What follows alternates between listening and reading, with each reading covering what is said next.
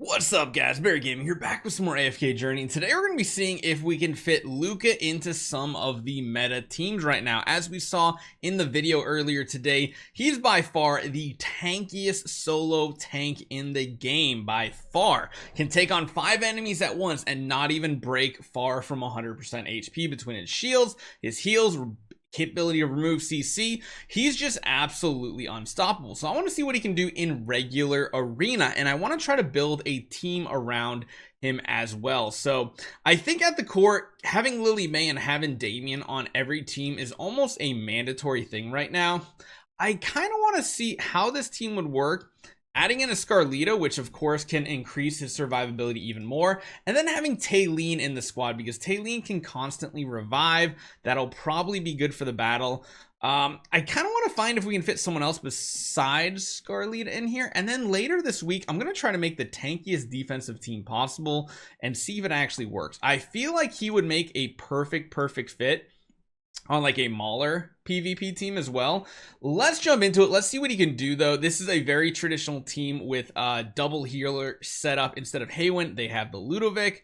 Let's take a look and see what happens here. So first and foremost, he's going to go right to the front line, and as you guys can see, he's barely taking damage. He's got those shields, he's got the healing. He's also going to be able to now use his ultimate, rush to the back line and throw the enemy away from our backline heroes, which I think in PvP is going to be the most impactful part of Luca's skill kit. Now, our main damage is going to be coming from like Lily May, probably Taylene at some point too.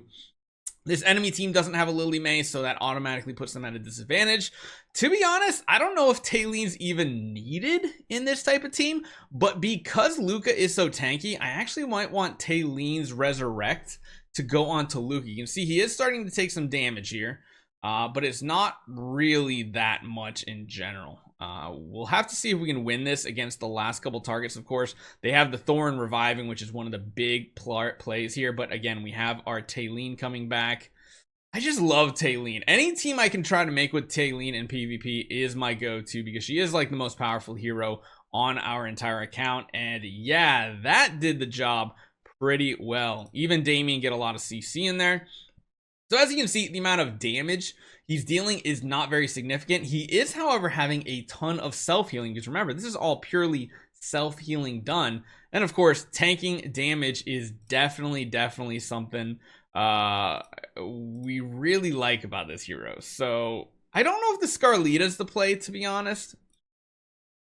Let's try to find some non-guildies to fight near the top 20. I don't think I want to. Well, Tassie actually could be a good addition to this team here. So I think what I kind of want to look at is instead of having the Scarlita, having Tassie in this squad. And then, of course, putting you potentially right up in their grill. Let him get right up in there. Maybe even use Enlightening Spell on our Tassie. Lily May, we got. This is a pretty good squad, I think. Now, the only downside of doing this is Damien's Chariot is probably going to be only in the back, but let's see what his self-healing looks like. This also now means Taylene can potentially revive him if she does enough healing.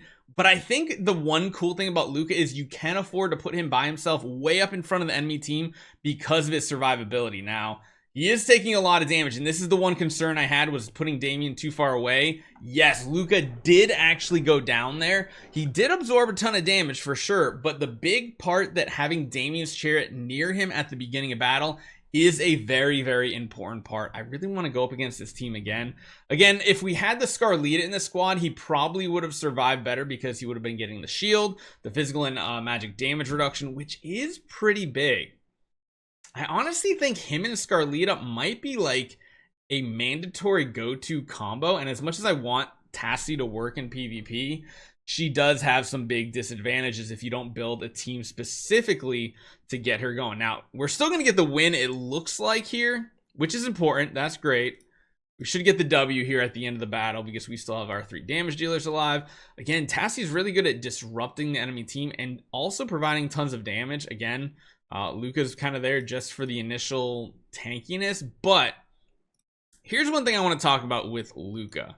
Let's find him in our list here. Let's go over his abilities real quick one more time here, because Luca gains a shield that absorbs damage equal to 340% plus 3% skill power of his physical defense plus his magic defense. So that is really important. The shield he generates is going to be very big. Now, what does Scarlita do that we love so much? Well, at the beginning of battle, when she does go into the air, she's going to shield that enemy or that ally on the front lines for a shield. What she also does when you get her to Mythic Plus, Supreme Plus, she then also increases an allied hero's physical and magic defense when using Valkyrie Spirit to protect them, which should be Luca in the front row there, with an amount equal to 50% of her own. So that sounds interesting for a combo now, doesn't it? So maybe having Scarlita in this team is the mandatory. Maybe not having the Taylene would be the better option here. We could try hitting way up, but a lot of these teams here that are in like the top 10 on our server, they're like crazy paragoned out heroes.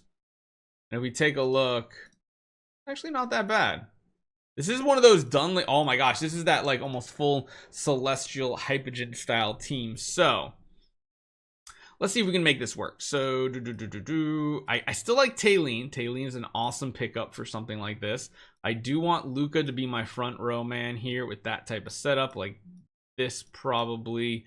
And then, like I was saying, throw Scarlita in here, because now Scarlita should technically be providing extra physical and magical defense to Luca, and I imagine that boosts his shield up even more. So let's take a look. Let's see how this goes.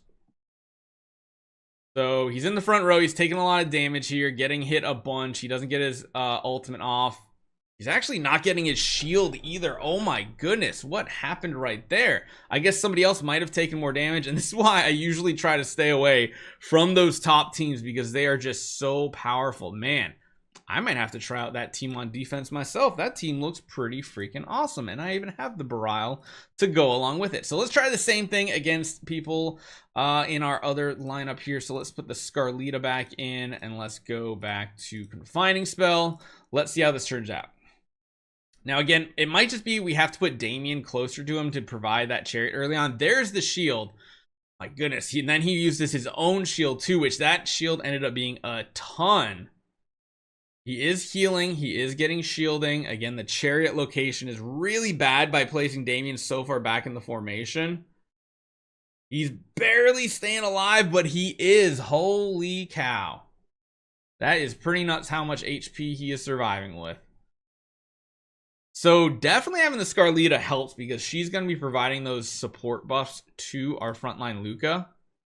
And again, look at that damage taken. Absolutely ridiculous. If we do that same fight again on the same battlefield, I'm going to go ahead and put Damien's chariot up in the corner with him.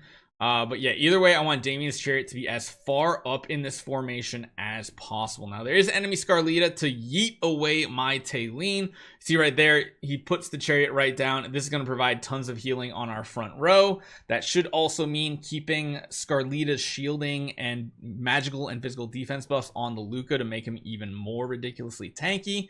And again, a lot of these teams don't have, you know, enemies going for our back line, but if they have Sylvina, if they have Vala, they're very powerful PvP heroes.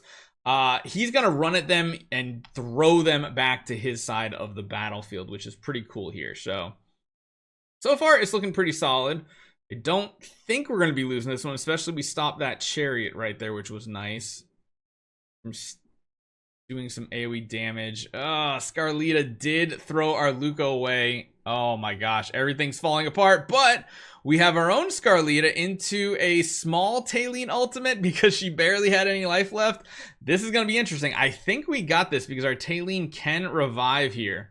Yep, there we go. And now we have 2 versus 1, Damien and Damien on each side. That is a pretty easy victory. And again, he's doing his job. He's absorbing a ridiculous amount of damage, and he's also protecting our back line in situations where we need it. Let's do 2 more attempts.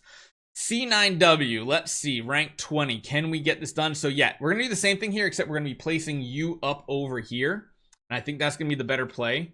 This also means we will run up here, but if like Aaron's gonna run over and try to attack our backline heroes, he'll sprint over and throw Aaron back to the other side of the battlefield. So watch this here. They don't have a Lily May, so watch this first ultimate. He's gonna run back to this Aaron here when he uses his ultimate. right here, and he takes him and he chucks him back to his original spot, meaning it's helping to protect the backline heroes. And I really do think Luca is going to find a spot in the meta somewhere. Of course, DNL teams are a whole different ball game. He somehow managed to survive through that entire burst from DNL. Maybe he works good on like a DO team or something like that too. That would be interesting to try out as well. But yeah, that's some Paragon power on this type of team. You can see all these heroes, basically 5-star Paragon heroes all over the board. I just can't compete in PvP because I don't have the Paragon heroes besides my Taylene, really. Let's do one more battle. Let's see what this looks like. Let's try to tweak this up a little bit. What if we go for a much more Mauler centric team that we're used to? Like, I used to love running Mauler teams to try to counter this typical meta team. And a lot of it includes like Shakir. I actually want to put Antandra up here too to help support him.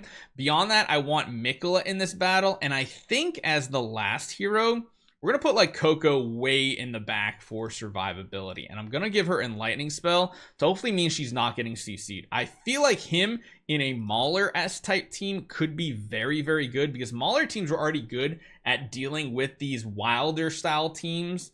And this might be really strong because Shakir is, again, an extremely tanky hero, but Antandra also supporting Lucca could be very good. Now, we do have a Mikola in here. I don't know if that's necessarily a play because she is in melee range too. What that does mean is we have 4 heroes running into melee range, which means we should have that Mikola on our dual battlefield as a positive to our own team. The only downside of this team is lack of damage, and this is where I think having like an Odie instead of the Mikola might be better, or maybe even having the Scarlita.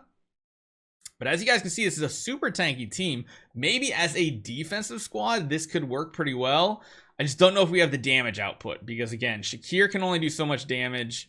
I don't think that enemy Scarlita is even going to have an opportunity to sweep our team off the board because they have to be below a certain percent HP. And I will admit, Mikola is doing pretty good here. Maybe dropping the Coco off this team would be the winning combo. But yeah, you can see, I don't think this is going to be a victory for us whatsoever. It actually was. Are you kidding me? Or maybe it was like a 5-on-5 and because we had more HP left over. All right, I have to replay it, I guess. I wasn't going to do it. Let's go full 3 times speed. Let's see what happened towards the end of this. I don't know if we won simply because they implemented a new rule where like if you have more HP at the end, you win, or what happens, but this is about to where we got previously, and you see Luca is getting a little weak, but that Mikola is healing him up very, very nicely. I will admit the Coco shielding is probably very strong here. On a team like this, maybe even running the AoE artifact for the fire damage one might be solid. No, we're actually just slowly working our way through the enemy team as is. Wow. I was actually not expecting that. I was actually not expecting that. Damage again low, but look at the amount of damage he tanks, especially with that Antandra on the team as well. We're actually going to do a couple more fights here. I'm now intrigued to see if this team might be able to take on like a Dio team. I don't think it will, but I guess you never know. So we're going to put these 2 up front. I'm going to put Shakir over here, Mikola, and I guess we can use like a Scarlita. Nah, maybe. I still think going for the Coco way in the back's the play, except using Star Shard spell might be the better play here too. We do get the control of the battlefield. That's good. If we can get Coco's damage reduction up right now. Okay, so we got it up before Dio really destroyed us. No, that's not going to work. That's definitely not going to work. I think we kind of need to go with something potentially to disrupt that that Dio, which, you know, a hero that might work very well in the same exact squad. I want to find this team again if possible. Oh, I don't think we're going to. No, I wanted to fight the team one more time. I was going to say, if we do like a Vala or something like that, that could be an interesting combo here. So maybe doing and adding Vala as a tech hero into this team could work out pretty well. Our Vala is not very strong,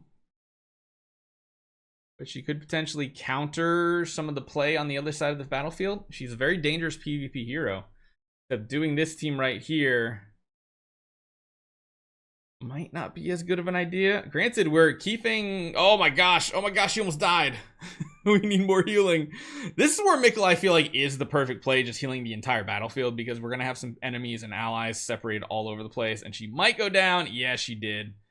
I think going for maybe a super tanky Mauler team with him might be the play. We still might get a victory. No, that's not going to happen. So I do think he's very, very viable as a PvP hero, and I think we'll come out and find some really good teams moving forward. I'm not going to throw away too many of my diamonds or points just yet. We will do a bunch more testing with him because I'm honestly really excited about this hero and how tanky he is. Hopefully you guys enjoy this one. Let me know what you guys think in the comments down below. If you want to see me build him in a very specific team, leave the team composition down below.